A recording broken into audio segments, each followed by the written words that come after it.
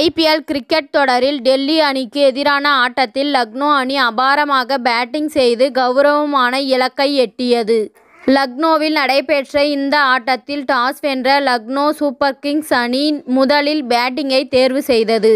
இதனை அடுத்து தொடக்க வீரராக களமிறங்கிய குவிண்டன் டி காக் அபாரமான 4 பவுண்டரிகளை எடுத்து 13 பந்துகளில் 19 ரன்களை சேர்த்தார்.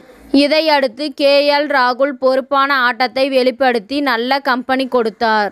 ஆனால் மறுபுறத்தில் இருந்த தேவ்தத் படிக்கல் 3 ரன்களிலும் மார்க்கஸ் ஸ்டோனிஸ் 8 ரன்களிலும் Nicholas Pooran golden duck out ஆகியும் அடுத்தடுத்து வெளியேற கேப்டன் KL ராகுல் 22 பந்துகளுக்கு எதிர்கொண்டு 39 ரன்கள் சேர்த்தார். பெரிய ரன் அடிப்பார் என எதிர்பார்க்கப்பட்ட நிலையில் அவர் முக்கிய கட்டத்தில் வெளியேறினார். நடப்பு தொடரில் முதல் முறையாக பேட்டிங் செய்த தீபக் ஹூடா 13 பந்துகளில் 10 ரன்கள் தான் சேர்த்தார். அதனால் லக்னோ அணி 94 ரன்கள் சேர்ப்பதற்குள் 7 விக்கெட் இழந்து தடுமாறியது.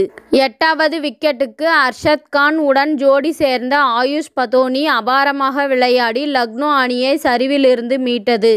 35 பந்துகள் எதிர்கொண்ட ஆயுஷ் பதோனி 55 ரன்கள் சேர்த்திருந்தார். இதில் 5 பவுண்டரிகள் ஒரு சிக்ஸர் அடங்கும்.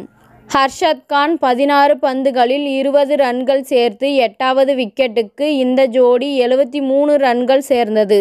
இதன் மூலம் IPL வரலாற்றில் 8ஆம் விக்கெட்டுக்கு அதிக ரன்கள் சேர்த்த ஜோடி என்ற சாதனையை ஆயுஷ் பதோனி சேர்த்திருக்கிறார். டெல்லி தரப்பில் குல்தீப் யாதவ் அபாரமாக பந்து வீசி 4 ஓவர்களில் 20 ரன்கள் விட்டு கொடுத்து 3 விக்கெட்டுகளை கைப்பற்றினார். இஷாந்த் சர்மா, முகேஷ் குமார் 1 விக்கெட்டும் கலீல் அஹ்மத் 2 விக்கெட்டும் வீழ்த்தினர்.